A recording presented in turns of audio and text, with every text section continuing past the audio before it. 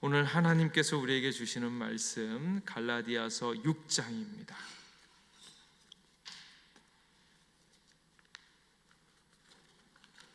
갈라디아서 6장 6절에서 18절까지의 말씀입니다.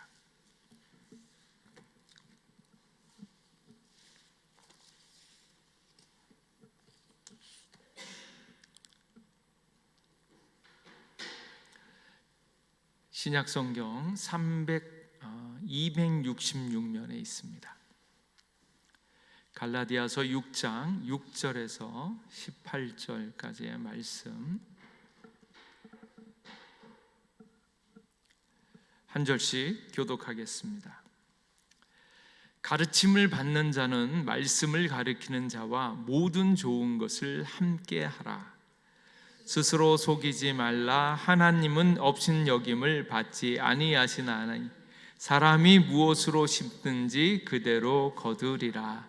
자기의 육체를 위하여 심는 자는 육체로부터 썩어질 것을 거두고 성령을 위하여 심는 자는 성령으로부터 영생을 거두리라. 우리가 선을 행하되 낙심하지 말지니 포기하지 아니하면 때가 이름에 거두리라. 그러므로 우리는 기회 있는 대로 모든 이에게 착한 일을 하되 더욱 믿음의 가정들에게 할지니라. 내 손으로 너희에게 이렇게 큰 글자를 쏜 것을 보라. 무릇 육체의 모양을 내려 하는 자들이 억지로 너희에게 할례를 받게 함은 그들이 그리스도의 십자가로 말미암아 박해를 면하려 함뿐이라. 할례를 받은 그들이라도 스스로 율법은 지키지 아니하고 너희에게 할례를 받게 하려 하는 것은 그들이 너희의 육체로 자랑하려 함이라. 그러나 내게는 우리 주 예수 그리스도의 십자가 외에 결코 자랑할 것이 없으니 그리스도로 말미암아 세상이 나를 대하여 십자가에 못 박히고 내가 또한 세상을 대하여 그러하니라. 할례나 무할례가 아무것도 아니로되 오직 새로 지으심을 받는 것만이 중요하니라. 무릇 이 규례를 행하는 자에게와 하나님의 이스라엘에게 평강과 긍휼이 있을지어다. 이후로는 누구든지 나를 괴롭게 하지 말라. 내가 내 몸에 예수의 흔적을 지니고 있노라. 함께 읽겠습니다. 형제들아, 우리 주 예수 그리스도의 은혜가 너희 심령에 있을지어다. 아멘. 할렐루야. 오늘 잘 오셨습니다. 특별히 오늘 갈라디아서 마지막 시간입니다. 15번, 16번 이렇게 왔는데 벌써 넉 달이 넘게 지났네요. 갈라디아서를 이렇게 마무리하면서 하나님을 향한 하나님의 영성을 살펴보자면 오늘 있는 얘기가 굉장히 많이 어려운 이야기들입니다. 그런데 어렵지는 않은데 어렵다라고 이야기하는 것은 앞에서 되어진 이야기들을 충분히 알고 그것에 접어들면 쉬운데 그렇지 않으면 이게 조금 이렇게 약간 어렵다 또는 이게 우리하고 연관이 꽤 있겠는가 이런 생각을 하게 되어집니다.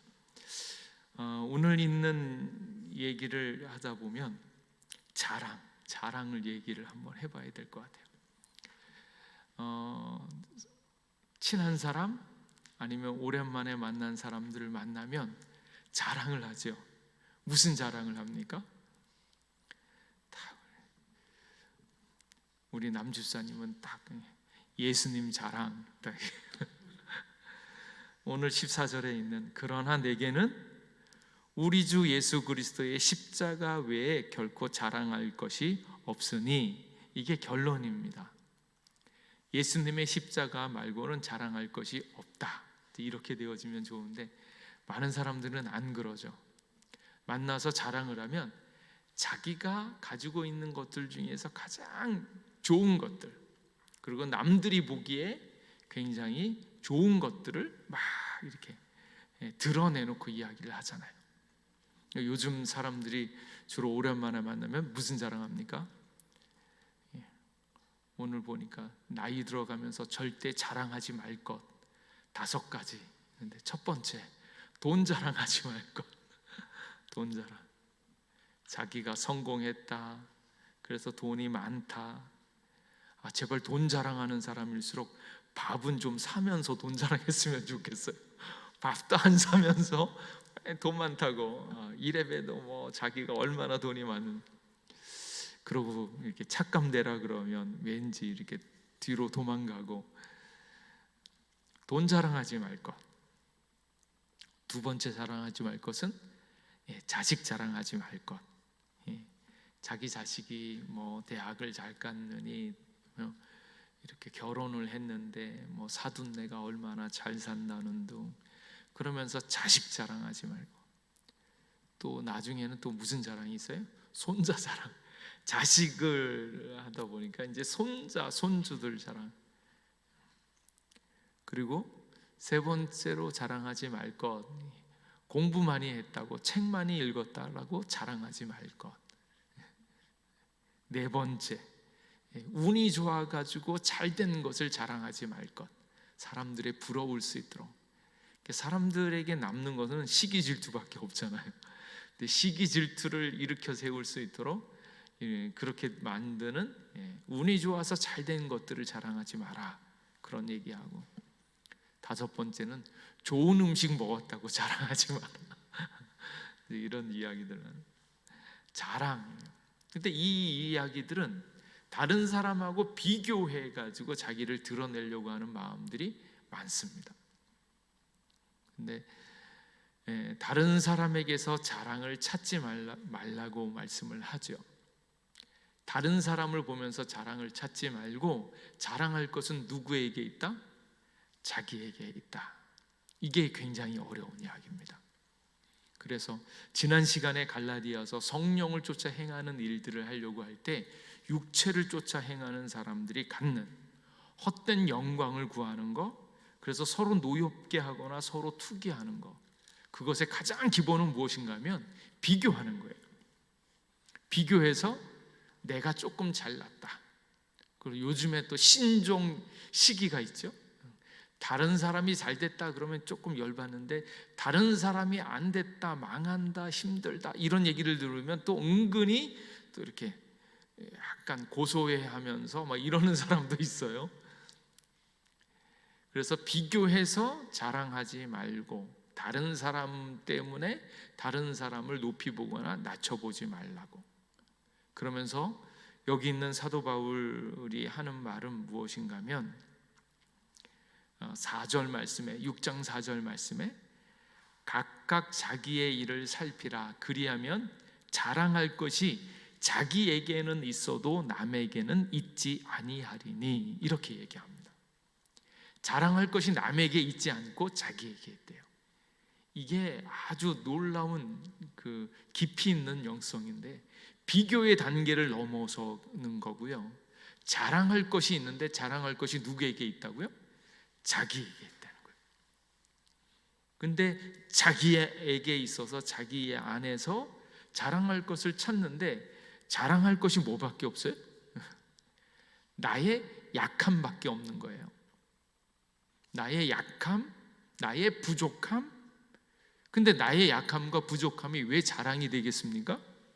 나의 부족함과 연약함을 주님이 아시고 주님의 십자가를 의지할 수밖에 없기 때문에 결국은 예수님의 십자가를 자랑할 수밖에 없는 자기 자신을 보라는 거예요. 그래서 자랑할 것이 뭐밖에 없습니까? 나는 내세울 게 하나도 없네. 약한 것, 부족한 것, 실수 많이 하는 것, 인간적인 것, 뭐 이런 거밖에 없는데, 근데 그 모든 것을 뛰어넘을 수 있는 나의 자랑거리는 딱 하나, 예수님밖에 없다라는 거예요.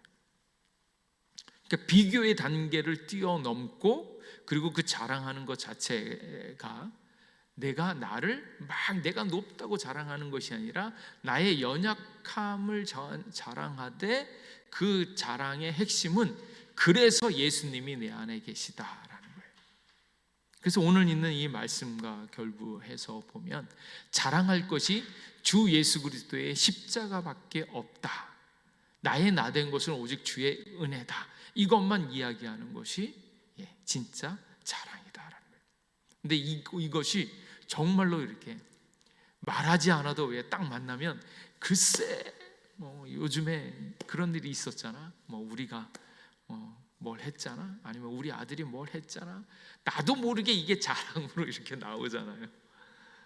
근데 진짜 이렇게 마음에서 우러나고 있는 그 자랑이 십자가만을 자랑하려면 십자가만이 나에게 정말로 기쁨이 되어줄 수 있도록 나의 연약함, 나의 부족함, 나의 실패, 나의 모든 것들을 다 무너뜨리면서 치고 들어오는 예수님의 십자가가 느껴질 때 십자가만을 자랑한다는 거예요. 그래서 내가 우리 사람들 이렇게 공동체 내에서도 보면 이렇게 와서 그래도 내가 말씀도 많이 보고 뭐도 많이 하고 이래서 내가 얼마나 괜찮은가 이러는 그 차원을 이렇게 내려놓고 내가 부족한데 주님이 나를 붙잡아 주셔서 이만큼 이렇게 지내고 있어요. 그러니까 주님의 십자가만을 자랑하는 것이 우리의 내면으로부터 이렇게 꽉 차 올라와야 된다라는 거예요. 그래서 영적으로 보면 거짓말할 수 없고 스스로 속일 수 없는 예수님의 그 사랑, 그 은혜가 내 안에 딱 있고 나의 존재됨 자체가 예수님으로 말미암아 든든하게 되어지는 것들을 경험했을 때 예수님의 십자가만을 자랑하고 그 자랑이 내 안에 있다. 그래서 자랑할 것이 내 안에 있는데 내 안에 계신 주님으로 말미암아서 자랑하고 있는 그런 모습입니다. 그래서 자랑할 것이 내 안에 있다.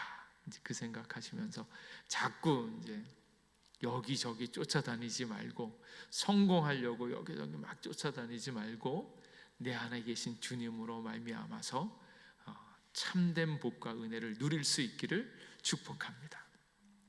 자, 이렇게 해서 이제 여기까지 왔는데 여기까지 오면서 한 가지 더 짚어봐야 될 것이 있는데 이제는 분명해져야 되는 것이 있어요. 그게 무엇인가 하면 성령과 육체가 쫙 갈라져야 돼요. 무엇이 성령인가, 무엇이 육체인가 하는 거예요.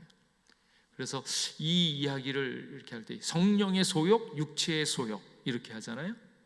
근데 그 육체의 소욕이라고 이야기를 할 때 우리가 영혼육이 있으면 영적인 거, 혼적인 거, 육적인 거, 이 원래 사람의 3요소로 이야기를 하면 이 세 가지인데 이게 차원적으로 헷갈릴까 봐 이것을 육체라고 얘기하지 않고 헬라어로 이야기하면 사르크스라고 하거든요.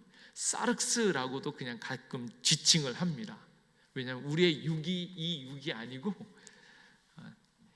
이게 영적인 차원에서 그 영이 성령을 쫓아 행하는가 아니면 성령 아닌 반대쪽으로 쫓아 행하는가 그 영적인 방향성을 이야기할 때 육체 쪽으로 향한다고 해서 이것을 사르크스라고 이야기를 하는 거예요. 그러니까 우리의 영이 성령을 쫓아 행하는가 아니면 육체를 쫓아 행하는가, 조금 심하게 얘기하면 악령 내지는 사탄을 쫓아 행하는가. 근데 그것에 대한 표현을 육체라고 표현한 거예요. 그래서 영적인 차원에서 이게 성령을 행하는가 아니면 육체의 영적인 방향으로 가고 있는가. 그래서 이제는 성령으로 사는 것과 육체로 살아가는 것이 무엇인가 하는 것들이 쫙 분별이 되어져야 돼요. 그래서 우리가 축복을 바랄 때 이게 영적인 축복인가 육적인 축복인가 하는 거. 그리고 이제 여러 가지 일들이 있을 때 돈과 세상에 속한 것들, 그것을 추구하고 있는 것들은 육체를 쫓아 행하는 것. 율법으로 무언가 이루려고 나의 공로를 따지는 것들은 육체에 속한 일이고, 성령을 쫓아 행하는 것들은 성령의 역사, 성령의 인도함을 받아서 행하는 것이고, 그리고 육체의 일은 분명하다고 이야기를 하면서 음행과 더러움과 호색과 성적인 것과 관계적인 것들, 이런 것들을 통하여 나타나고 있는 육체의 일들이 있는데, 이게 명확하게 보여져야 된다라는 거예요. 근데 이제 가끔 많은 분들은 성령으로 쫓아 행하는 것과 육체를 쫓아 행하는 것들이 막 헛갈려 있는 거예요. 돈을 버는 것, 돈 버는 것 자체가 나쁜 것은 아니에요. 근데 성령 안에서 돈을 버는 것과 성령 안에서 성령 없이 육체를 위하여 돈을 탐욕스럽게 쓰는 것도 있거든요. 그러니까 이런 모든 것에 있어서 성령을 쫓아 행하는 것과 육체를 쫓아 행하는 것이 무엇인가 이렇게 선명하게 쫙 분별이 되어지고 갈라지는 것이 지금 있는 단계예요. 그래서 성령을 쫓아 행하고 성령을 쫓아 선을 행하는 것, 이제 그것을 이제 이야기를 하고, 오늘 있는 이제 첫 번째 얘기는 가르침을 받는 자와 말씀을 가르치는 자와 모든 좋은 것을 함께하라, 이렇게 얘기합니다. 일단은 모든 그리스도인들은 가르침을 받는 자입니다. 우리들은, 목사를 포함해서 모든 자들이 예수 그리스도의 말씀을 가르침을 받는 자예요. 우리가 모두가. 그리고 그 말씀을 받는 우리가 말씀을 주어지는 자들과 좋은 것을 함께하라, 이렇게 얘기합니다. 근데 이렇게 얘기를 하면 당시에 모든 좋은 것, 여기에는 재정적인 후원을 가리키는 말이 분명합니다. 그러니까 또 이 이야기를 들으면 아이고, 또 사역자들이 물질적인 도움을 받는 것, 그런 것들을 하는 것 좀 너무 이제 원색적으로 얘기하는 것 아닌가, 근데 이렇게 느껴지기도 하죠. 근데 이제 느껴지면 이게 아까 얘기한 것처럼 성령으로 쫓아 행하는 것과 육체를 쫓아 행하는 것, 이게 지금 안 갈라져서 그런 거예요. 물질이 되어졌든 무엇이 되어졌든지 간에 모든 좋은 것을 가르침을 받는 자와 가르침을 주는 자와 함께 하는 거예요. 말하자면 영적으로 가르침을 주고 있는 사람들은 영적인 선물들을 가르침을 받는 자들에게 주는 것이고, 가르침을 받는 사람들은 그들에게 물질적인 선물을 이렇게 주는 일종의 교환 형식이다라는 거예요. 그래서 모든 좋은 것을 같이 나누고 기뻐해야 된다. 이제 그럼으로써 이 하나님께 더욱더 가까이 가고자 하는 그런 삶을 그대로 이야기를 하는 거예요. 그리고 그 일 자체가 육체를 위하여 심는 자는 육체로부터 썩어질 것을 거두고 성령을 위하여 심는 자는 성령으로부터 영생을 거두리라, 이렇게 말씀합니다. 심는 거대로 그대로 거두리라. 이것은 하나님의 법칙입니다. 인과응보예요. 인과응보로 하면 인간이 반드시 죽잖아요. 죄를 졌으니까 죄의 값을 치러야 되는 게 맞는데, 그 인과응보를 뚫고 들어오는 것이 예수님의 복음인데, 근원적인 것들은 인과응보의 원칙입니다. 심는 대로 거두는 거예요. 그러니까 하나님의 은혜는 이 인과응보의 법칙을 기반으로 해서 이루어지는데, 그 기반에 이렇게 심든지 무엇으로 심든지 그대로 거두리라, 그 말씀을 주시는 거예요. 그래서 참 재미있는 말, 콩 심은데 콩 나고, 팥 심은데 팥 나고, 안을 심으면 안 나옵니다. 이게 무슨 말씀인지 아시죠? 안 심으면 안 나온다.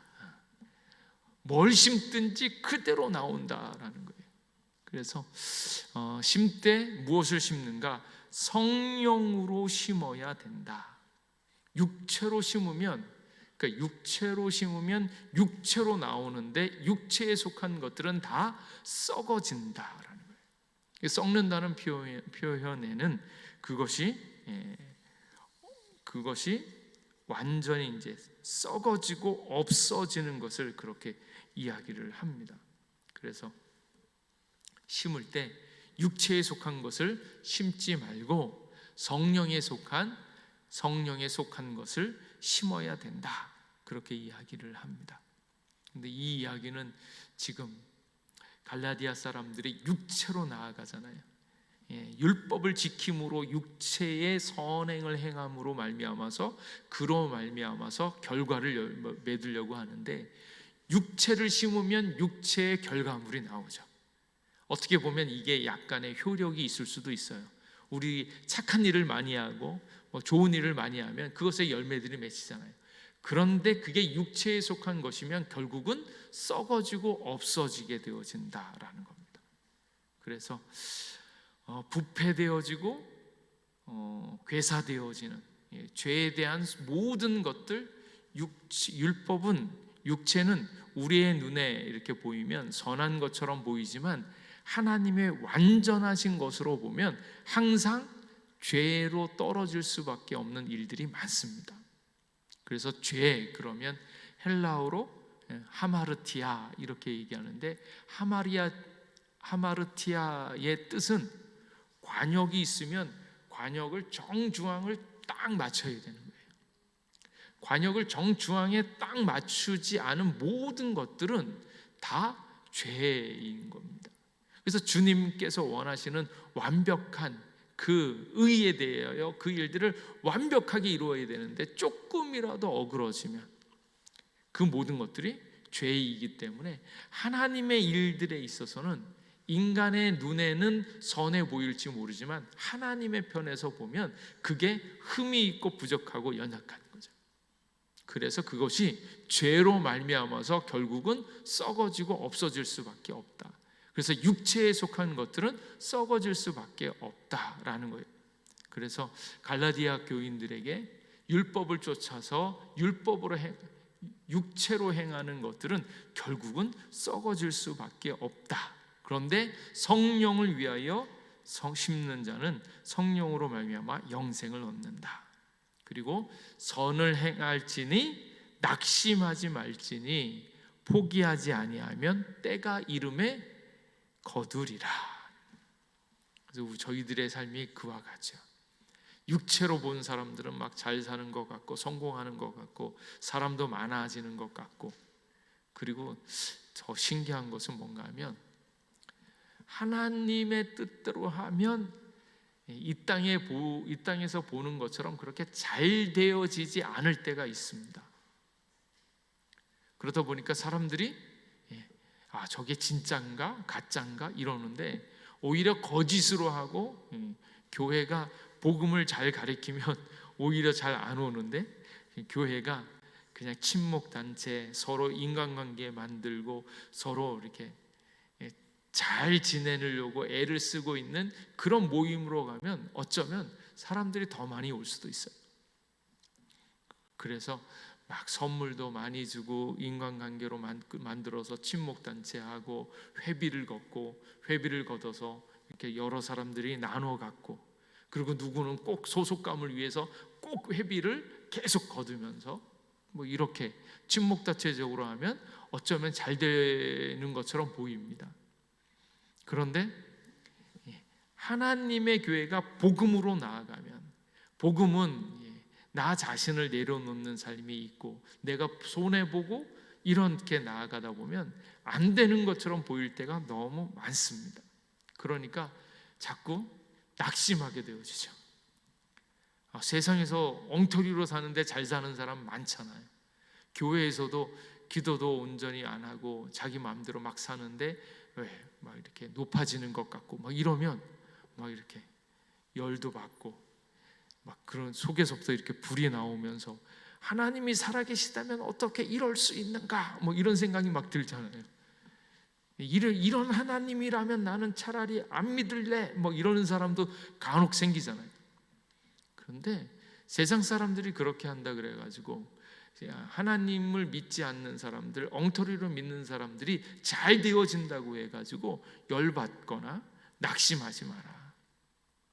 그래서 낙심하지 말지니, 그리고 또 하나 포기하지 아니하면, 포기 안 하면 때가 이름에 반드시 거두게 되어진다. 하나님께서는 영원하신 하나님이고 우리의 모든 것을 주관하시면서 반드시 책임져 주시고 반드시 회복하여 주실 줄 믿습니다. 단지 때가 문제예요. 때. 이 때가 무슨 때입니까? 카이로스예요. 주님의 때예요. 주님의 때. 주님의 때라고 이야기하면 인간의 시간표와 하나님의 시간표가 다르다라는 거예요. 사도 바울은 이것을 믿으니까 너희들이 선을 행하매 지금도 묵묵하게 주님 안에 있으면 낙심하지 마라. 반드시 하나님께서 회복시켜 줄 것을 믿으면서 포기하지 마라. 포기하지 아니하면 때가 이름에 이것을 이루게 되어질 것이다.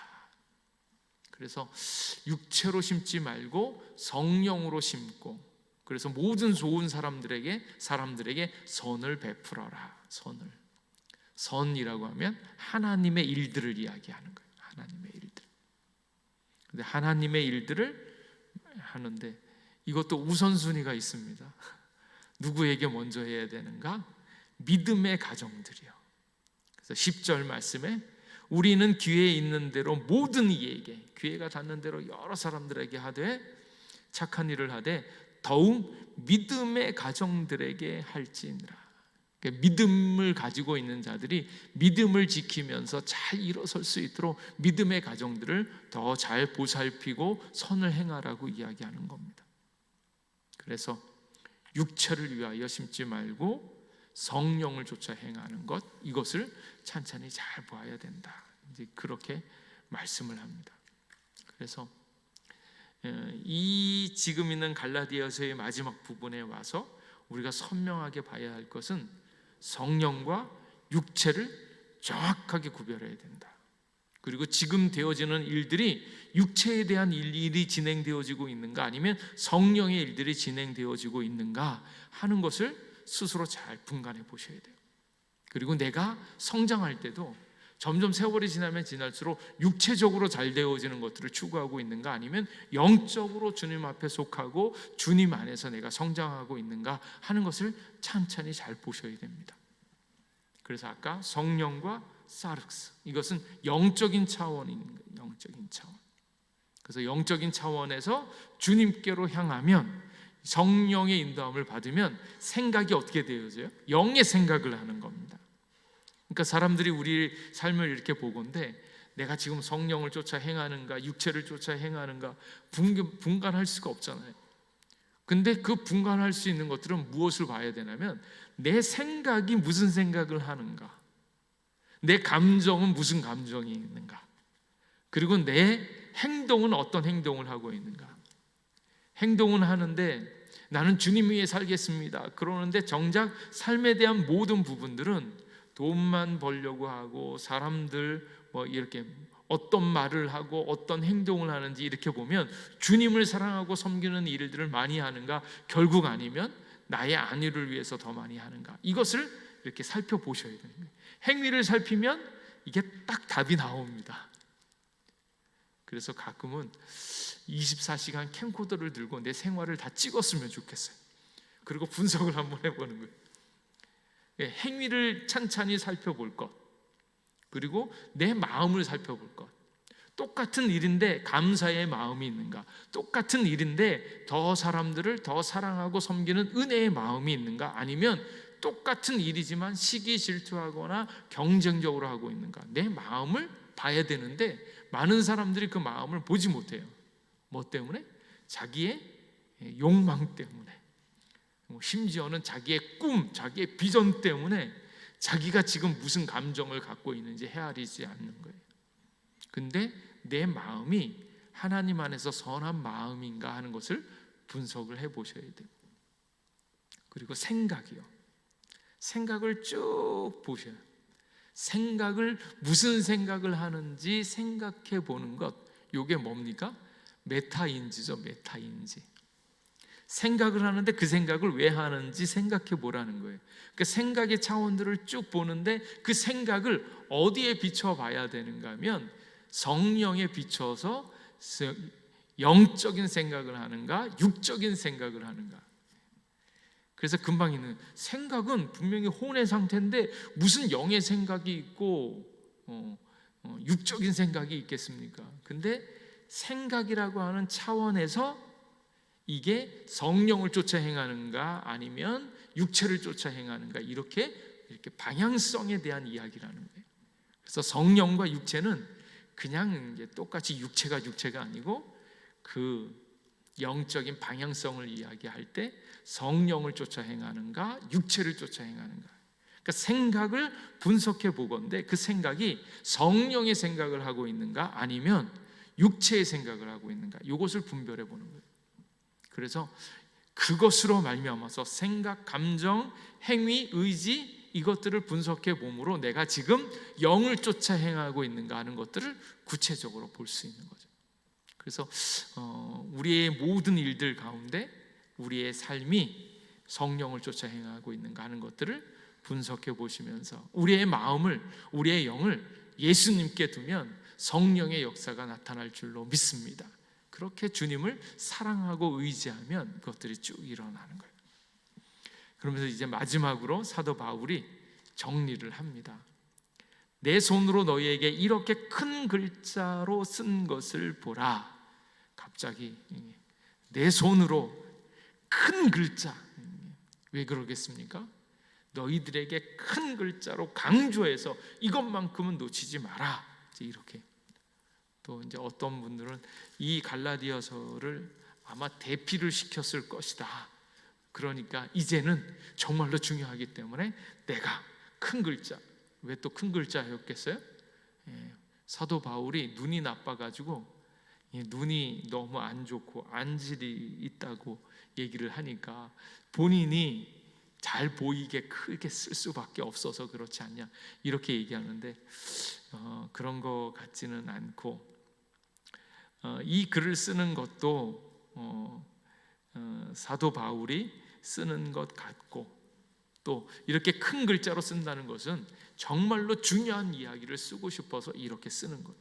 그러면서 12절 말씀에 무릇 육체의 모양을 내려하는 자들이 억지로 너희에게 할례를 받게 함은 그들이 그리스도의 십자가로 말미암아 박해를 면하려 함뿐이라. 육체의 모양을 자꾸 너희들이 내고 육체의 업적을 자꾸 세워서 정말로 거짓 선지자들, 거짓 교사들의 이야기를 계속 듣는데 그것에 얽매이지 마라. 그리고 또 한 가지 안타까운 일은 뭐가 있냐면 예수 그리스도의 십자가를 쫓아가는 것 때문에 뭘 받아요? 박해를 받는다는 거예요. 그래서 당시에 있던 사람들이 아마 제가 보기에는 예수님 십자가를 믿고 이렇게 나아가면 왕따 같은 거 당한 것 같아요. 박해를 받은 것 같아요. 그 같이 있었던 많은 사람들 중에서 예수님의 십자가만을 붙들고 있었던 자들이 힘들고 어려움을 당하게 되어지니까 율법을 지키는 척하면서 이 박해를 면하려고 했던 사람들이 있는 겁니다. 그래서 오늘날도 예수님 믿는 것 때문에, 예수님만을 의지하는 것 때문에 다수의 많은 자기 행위로, 자기 업적으로 지금까지 만들어 왔던 자기의 그 기득권과 업적을 계속 유지하려고 하는 사람들로 인해서 이렇게 박해를 받고 어려움을 당한다라는 거예요. 그래서 육체의 모량을 내려하는 자들, 그들이 육체뿐이다. 그래서 할례를 받은 그들이라도 스스로 율법은 지키지 아니하고 너희에게 할례를 받게 하려는 것은 그들이 너희의 육체로 자랑하려 함이다. 이 이야기야. 그래서 할례를 이렇게 자꾸 이렇게 받으면서 얘기하는 거예요. 할례를 이야기하면 그 사람들이 뭐 해야 됩니까? 율법으로 말미암아 하나님의 법을 지키려고 하잖아요.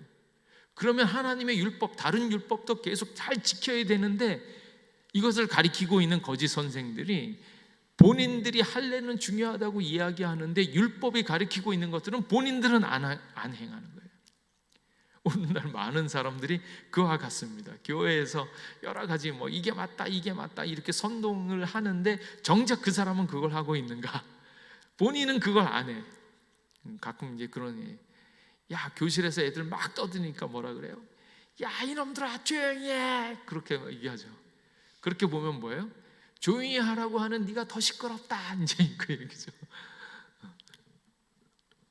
그러니까 이 사람들이 율법은 지키지 않고 할례가 중요하다고 이야기를 하면서 자기들이 얼마나 대단한 사람인가, 그리고 자기들이 이것을 얼마나 잘 지키고 있는가 하는 것들을 드러내서 자기들이 자랑을 삼으려고 하는 거고, 더 나아가서 이걸 이야기하면 여기 있는 사람들이 다 따라오네요. 한 사람, 두 사람, 세 사람, 세 사람씩이나 나를 따라오네. 할례가 중요하다고 얘기했더니 여기 세 사람씩이나 나를 따라오네. 그것을 자랑거리로 삼는 거예요. 정말 복음이어서 복음으로 만족하면서 복음을 증거하는 것이 아니라, 세상에 속한 사람들은 사람들이 많이 모이는 것 때문에, 내가 이만큼 얘기했더니 나를 따라오고 있는 사람들이 이렇게 많아, 이렇게 많은 것으로 자기의 자랑으로 삼으려고 하고 있는 거잖아요. 그래서 오늘날 좋은 교회, 복된 교회, 복음의 교회 이런 얘기하는 것보다는 대형 교회를 얘기하잖아요. 큰 교회. 그래서 그 사람들을 많이 따라가고 있는 그 숫자가 많으면 대단한 것처럼 보이고 자랑을 하는데, 그거 아니다라는 거예요. 쓸데없이 많이 이렇게 쫓아가는 사람들, 교주인 경우에 더 많이 쫓아가잖아요. 그 내용이 맞고 틀리느냐의 문제가 아니고, 그 사람들은 자기를 따르는 사람들이 많은, 육체가 많아서 그것을 자랑하려고 하는 것이다. 그러니까 속지 마라. 그리고 우리가 자랑할 것은 딱 하나, 우리 주 예수 그리스도의 십자가 외에는 결코 자랑할 것이 없다. 그리스도로 말미암아서 세상이 나를 대하여 십자가에 못 박히고 내가 또한 세상을 대하여 그러하니라.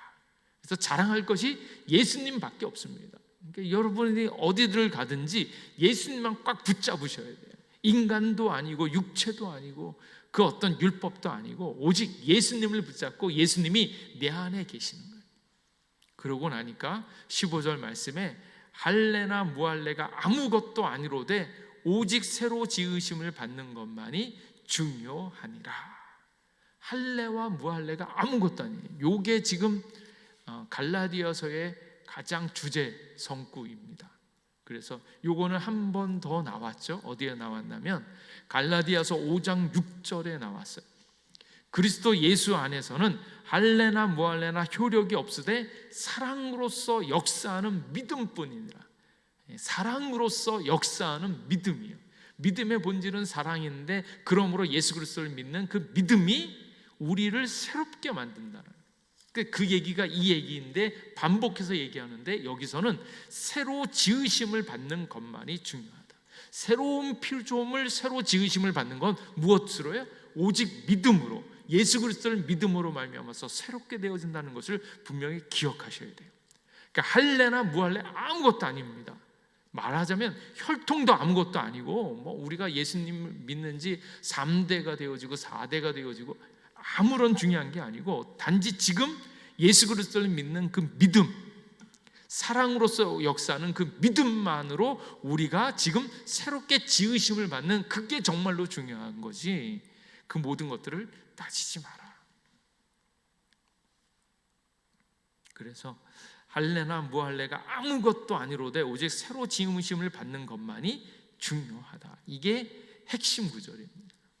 율법이나 육체나 그런 것이 중요한 게 아니고, 예수 그리스도를 믿는 믿음으로 십자가만으로 우리가 충분하고 그것만이 우리의 살 길이다. 그 얘기를 하는 거예요. 그래서 그 예수 그리스도를 딱 만나면 그리스도로 말미암아 세상이 나를 대하여 십자가에 못 박히고, 그렇게 얘기합니다. 그리스도로 말미암아서 세상이 나를 대하여 십자가에 못 박히고, 세상이 십자가에 못 박힙니다. 누구에게? 나에게. 그 얘기는 이렇게 표현을 하는 분이 있어요. 거스리라는 분이 이야기하는데, 눈에 보이는 세상이 우리에게 이래라 저래라 할 권한을 더 이상 가지고 있지 않다라는 거예요. 세상에 있는 힘과 권력이 우리한테 압제하거나 뭔가를 쥐고 흔들 만한 권한이 세상이 없다라는 거예요. 그래서 세상이 나에 대하여 죽었다, 이제 그 얘기를 하는 겁니다. 그래서 더 이상 세상 눈치 보지 마시고, 세상이 나한테 이래라 저래라 할 권한이 없고, 그리고 그리스도인들을 좌지우지할 능력을 가진 그 어떤 것도 없다라는 거예요. 그래서 세상이 그냥 죽었다라고 얘기하는 것이 아니라 세상이 나에 대해서 죽었다라는 거예요. 근데 여전히 세상의 눈치 보면서 세상에 이끌려가고 있는 사람이 있다면 다시 예수 그리스도의 십자가를 봐야 되는 거예요. 예수님 안에서 세상 이끌려가는 것이 아닙니다. 요즘에 가장 제가 이제 주목해서 보는 것이 이제 차별금지법에 대한 이야기인데, 포괄적 차별금지로 말미암아서 기독교인들에게 오는 타격이 있어요. 그게 무엇인가면, 성경에서 동성애는 죄라고 되어 있는데 포괄적 차별금지법을 만드는 사람들의 의도는 그것을 얘기를 못하게 하겠다라는 거예요. 그렇게 되어지면 그걸 차별로 보면서 우리에게 벌금을 물리겠다라는 거예요. 그러니까 인권위원회에서 이 일들을 만드는데, 인권위원회가 이런 일들이 벌어지는 데가 있으면 얼마든지 찾아가서 벌금을 어디까지 매기냐면 3천만 원까지 매기는 거예요. 그러니까 한 번만 아니라 될 때까지 무한적으로 계속 매기는 거예요. 근데 그게 사법적인 역할을 하는데 경찰서에 가지 않고 이 위원회가 와가지고 그냥 부과를 시키는 거예요. 법 위에 이것들을 시행하는 겁니다. 그러니까 이 법이 시행되어지면 뭐 그냥 지금은 인종이나 동성애자라고 차별하지 않습니다. 누구도 차별하지 않아요. 근데 그것이 가지고 있는 포괄적 차별 금지는 기독교인들이 진리를 진리로 이야기하려고 하는데 그것을 못하게끔 하려고 이 일을 하는 거고, 근데 그 위험성들을 우리는 뭘 보면 알 수 있냐면, 코로나 시국에 그렇게 됐잖아요. 질병대책위원회인가, 거기서 모이라고 했는데, 모이지 말라고 했는데 모이면 이 사람들이 와가지고 그냥 딱지를 떼고 벌금을 계속 매기는 거예요. 그 경찰서에 잡혀가지도 않는데 이 사람들이 와가지고 매기면 그게 실행이 되어지니까 계속 박해를 받는 거예요. 세상이 그렇게 우리를 미워하고 힘들게 하는데, 그런 것에 대해서도 이제 완전히 이제 흔들리지 않고 복음을 계속 지켜나가야 되는 것들이 우리에게 있다라는 거예요. 그래서 복음을 잘 전할 수 있는 종교인의 자유, 그 출판, 그리고 옳은 것을 옳다고 신념을 이야기해야 될 수 있는 그런 자유를 이야기하는데, 이제 그런 것들을 세상이 압제한다라는 거죠. 그런 압제가 온다 할지라도 그것을 넉넉히 이길 수 있는 이제 권한이, 이제 우리에게 복음의 권한이 있어야 된다라는 거예요. 그래서 그것을 놓고 기도하고 있습니다. 복음이 잘 전파되어지는 그렇게 되어지기 위해서. 근데 이제 세상이 우리에 대해서 죽음이 온다 할지라도, 그래서 코로나가 와도 저희들의 입장은 뭐예요? 코로나 걸려서 죽어도 좋으니까 예배는 포기할 수 없다. 이제 그게 우리의 존재 자체가 예수님을 예배하기 위하여 이 땅에 온 건데, 예배를 드리지 못한다면 아무리 질병이 온다 할지라도 우리에게 함께 모여서 예배할 수 있는 자유를 달라, 이런 거고요. 그런데 그 모든 일에 세상에 있는 사람들은 문화 아니면 언론 뭐 이런 걸로 우리에게 프레임을 씌우잖아요. 정작 교회에서 모여가지고 코로나가 걸렸다, 그것에 대한 정확한 근거가 없습니다.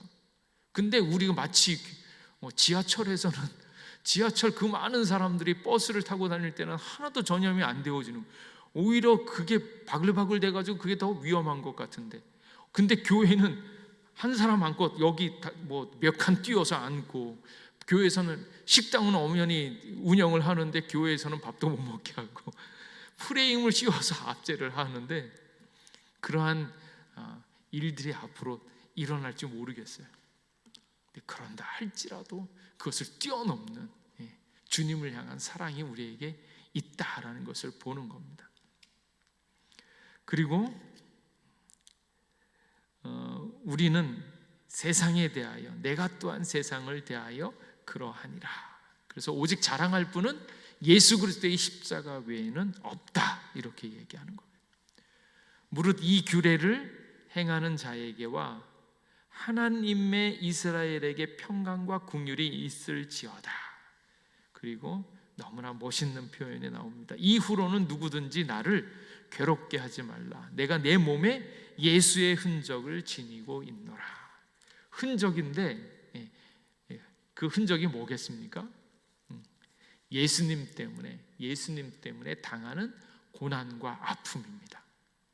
이게 진짜인 것을 이야기하는 거예요. 예수님 때문에 억울함 당하고, 예수님 때문에 매 맞고, 예수님 때문에 아무도 가지 못했던 그 길들을 홀로 갔던 그 기억들, 그 아픔들, 그 상처들, 그 흔적이 있다라는 거예요. 있다.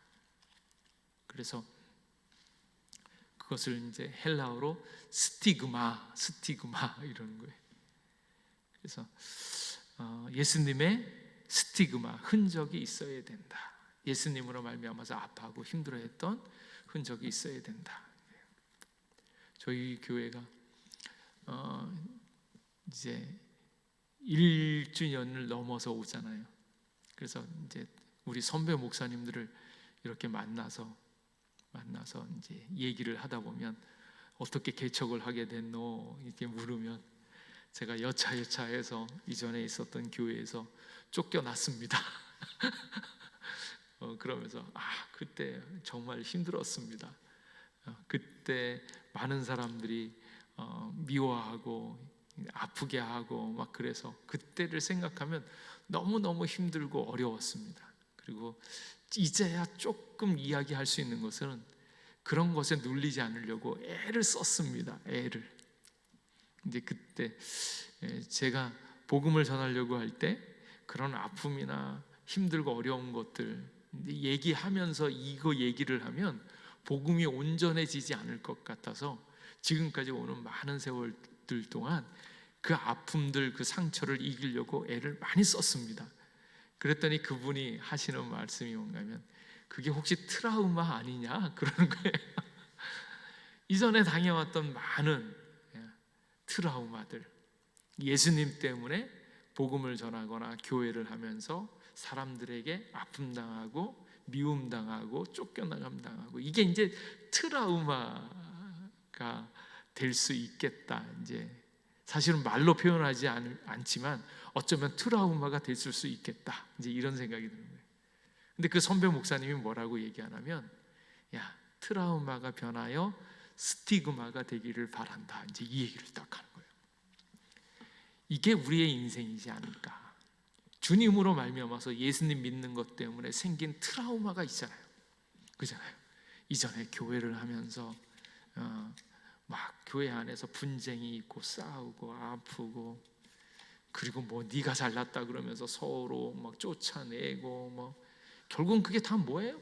예수님 때문 아니고 돈 때문에 막 그러는데, 예수님을 온전히 믿으면 결국은 그 아픔, 그 고난을 고스란히 받을 수밖에 없고, 그래서 사람이 미워지고 사람이 두려워지고 하는 트라우마가 쭉 남는단 말이에요. 어쩌면 우리들이 예수님을 믿는 많은 분들이 지내오면서 당하게 되어지는 많은 트라우마들이 어쩌면 예수님 믿기 때문에 그때 승질을 내면서 한 대 패버릴 걸. 근데 그렇게 못하잖아요. 눈물을 머금고 아픔을 이렇게 당하면서 내려올 수밖에 없는, 근데 그게 이제 지나오면서 사람들 눈치만 봐도 뭐라고 그러고 뭐라고 잔소리하고 막 힘들게 얘기하면 그 트라우마가 막 이렇게 생기는데, 근데 그 과정을 거치면서 결국은 무엇인가? 오직 예수님만이 하시는구나. 예수님과 똑같이 아픔 당하고 괴로움 당하고 그렇게 되어졌을 때 예수님을 붙잡고 의지하면서 이겨낸다면 결국 그게 예수님의 흔적이 되지 않겠는가. 그래서 트라우마가 변하여 예수님의 스티그마가 될 수 있기를 주님의 이름으로 축복합니다. 그 흔적을 이 사도 바울이 가지고 있는 거예요. 이후로는 누구든지 나를 괴롭게 하지 말라. 나는 내 몸에 예수의 흔적을 지니고 있노라. 이제는 다시는 괴로움을 당하지 않는, 왜요? 오직 예수님만 자랑하고 세상은 나를 대하여 죽고 내가 또한 세상을 그렇게 하는 그 지경으로 들어가서 오직 예수님으로 말미암는 흔적만 남았다. 그래서 그 은혜가 나에게 있다 얘기합니다. 형제들아, 우리 주 예수 그리스도의 은혜가 너희 심령에 있을지어다. 이 은혜가 여러분에게 깊게 영향력을 미치고 그 은혜만을 쫓아갈 수 있기를 주님의 이름으로 축복합니다. 우리 같이 기도하겠습니다. 하나님, 오늘도 우리와 함께 해주셔서 감사합니다. 육체를 심는 자가 아니라 성령을 쫓아 선한 것을 심을 수 있는 저희들 되게 하여 주시옵고, 그러므로 말미암아 낙심하지 말고 포기하지 아니하면 때가 이를 때 반드시 거두는 것을 알게 하여 주시옵소서. 오직 내 안에 예수 그리스도만 있어서 오직 주님만 자랑하고, 아버지, 아무리 힘들고 아픈 일이 있을 때 그것을 뛰어넘어서 예수님의 스티그마가 우리를 지키는 것을 알게 하여 주시옵소서. 오늘도 함께하여 주신 은혜에 감사드리옵고 예수님 이름으로 기도하옵나이다. 아멘.